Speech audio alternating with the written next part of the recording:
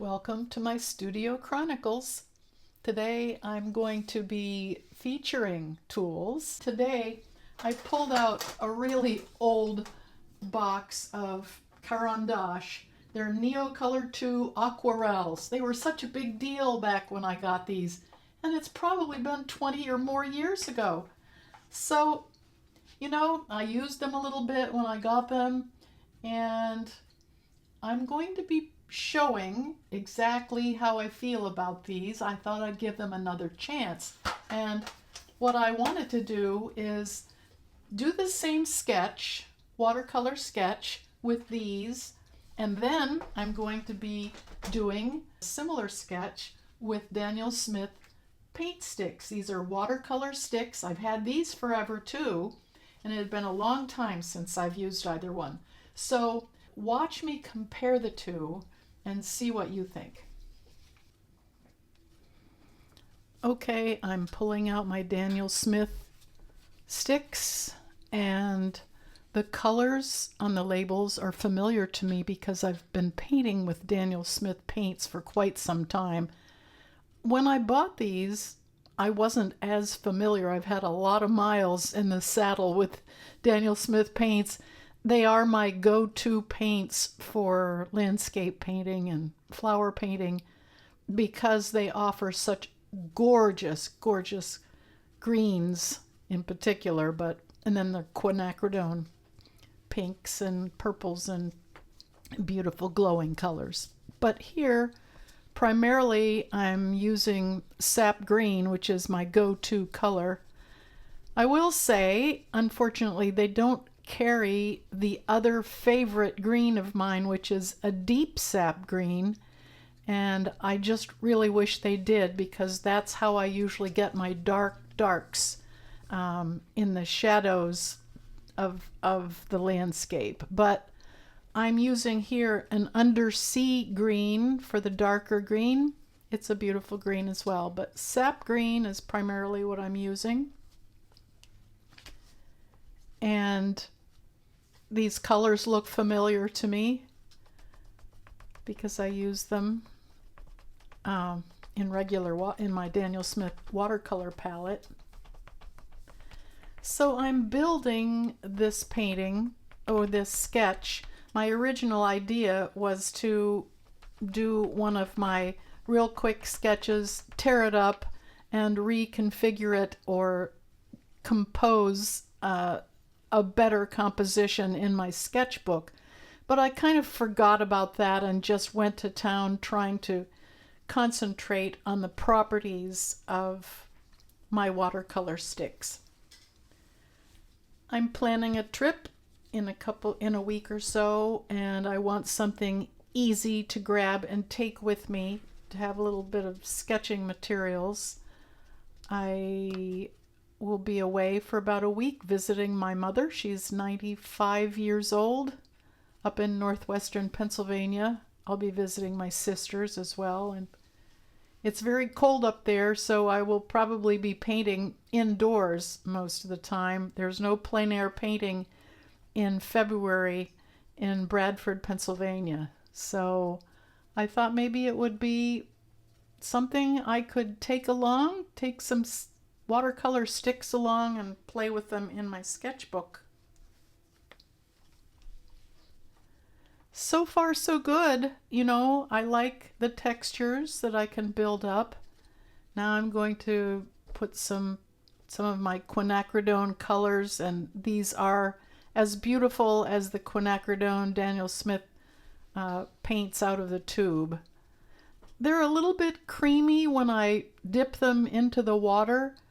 Just like with watercolor pencils, you have the choice of coloring with them onto the paper when they're dry and then introducing water to those lines or marks. But here I'm dipping these into the water and moving them around the paper. It makes them a little bit more slippery and gives me the saturation that I'm after. The dark, beautiful colors.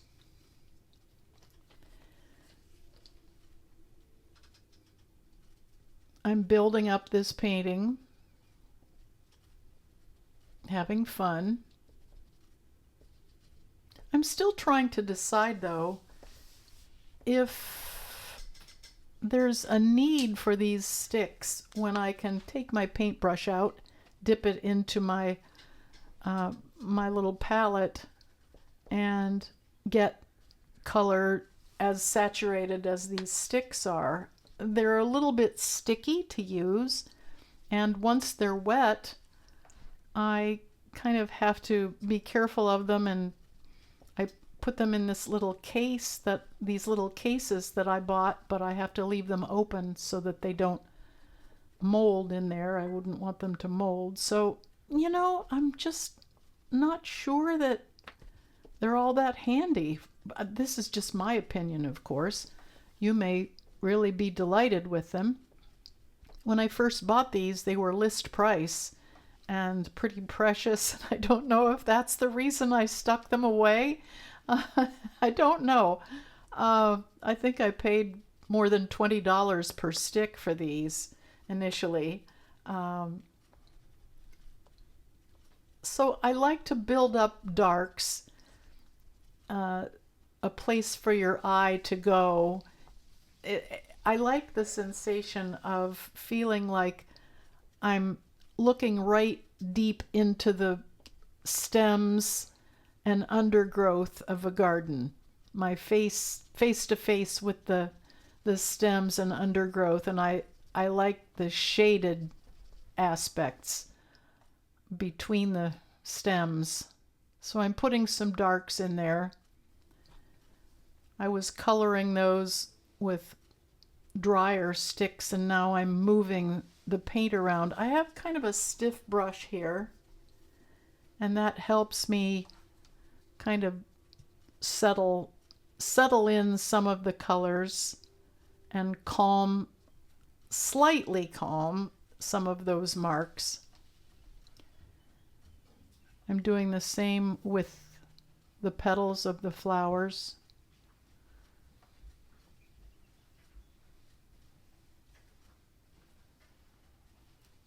I'm really not sticking very closely to the photograph that I got started with.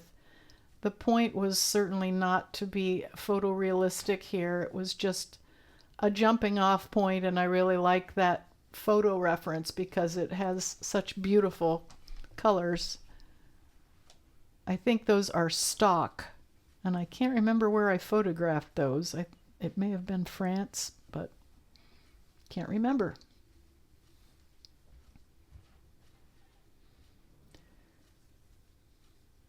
This sketch is speeded up so that you don't have to watch paint dry. I apologize, the focus is a little bit off, so please bear with me. I'm picking up enough paint that I can pop a little bit of pale color off of my brush here and there and move that color around a little bit. I like to do that.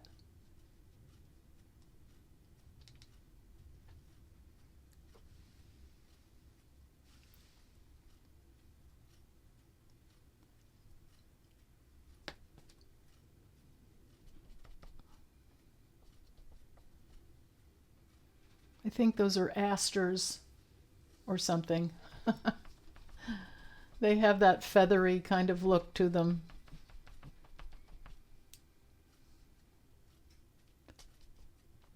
And moving that blue around, it's kind of nice to have a little blue in there. And I'm putting the little yellow, I think this is New Gamboge, one of my favorite colors, and I'm popping that little yellow center in some of the flowers. And I still felt like I wanted to get into my palette. I mentioned earlier there are no deep sap green sticks available, at least I can't find them online. So I'm digging into my deep sap green from my palette. This is Daniel Smith color. I use it a lot, and it's a little bit grayed down from sap, and it's dark, and I can dig right into it and give myself some darks that kind of remind me of a shadow. I also felt like I wanted to put more stems in up above using some green gold.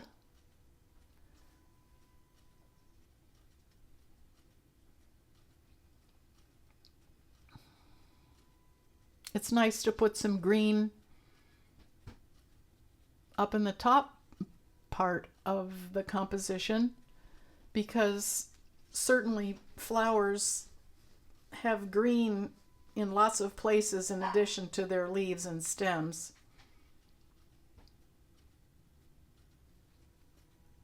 Doing some negative painting around some of the leaves, the sketched in leaves that I put in.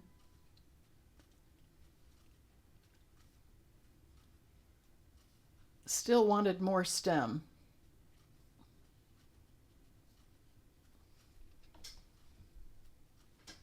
I looked closely at the photo, and there was quite a lot of green going on up there, so I continue to add green here.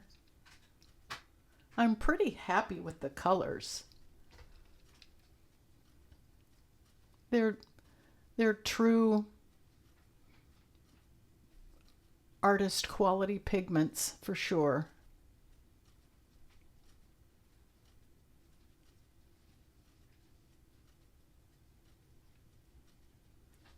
Adding some greens to the blues.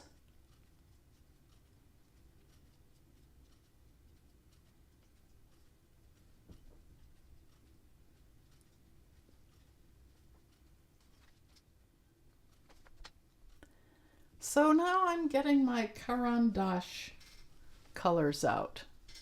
These are called Neocolor II Aquarelle Caran. And right off the bat, I really don't like the greens. There's really not a single green option that is a believable green, anything that I would see in nature. So I'm not happy with them starting right out. And this is a set of 40 crayons, so one would think that a few of the green colors would be usable and believable. The pinks are pretty good. There are quite a few reds, pinks, purples. They're a little bit more buttery. I think Daniel Smith crayons are a little harder, almost like a Crayola, in the way that they feel a little bit drier unless you wet them. But these starting out seems they have more moisture, maybe a little bit on the oily side. I don't know if that's really right or not either. But you know, I can live with some of these pinks and purples. There are quite a few of them. So I'm trying to build up the same type of flowers, the same type of leaves. I left those leaves, I got away from those because I was really dissatisfied with the colors. I couldn't get any value. I couldn't get any darks. The only thing that had bright was a very unnatural green. Under my left hand there, you know, it's sort of a phthalo green, and no, that just, you would never find that in the garden. So there is a new gamboge type of color. This brand does not ever label its colors according to the professional standards that all of the major paint manufacturers refer to. So they kind of come up with their own cutesy names.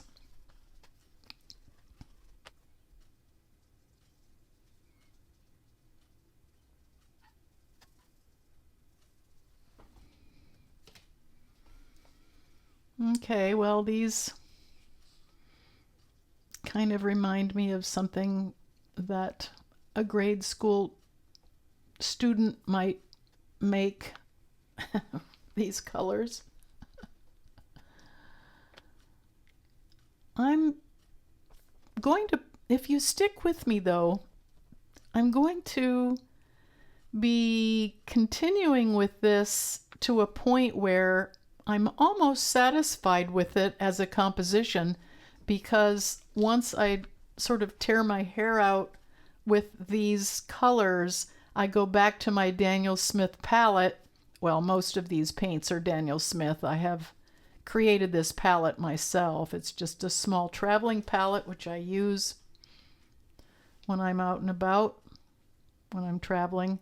But I went back in and I did really enjoy, I felt like that I didn't have much to lose, so let's try to put some darks in around the flowers and see if we can make them pop a little bit. I'm certainly not going to end up with a masterpiece, but I'm going to see if I can resurrect this and make it something that I can at least live with. Now, interestingly, this particular paper is a sketch paper that doesn't have any surface sizing on it, so the colors kind of do sink into the paper. Even my dark sap green doesn't really saturate, so I have to dig into that palette in order to get some dark darks. But that's okay.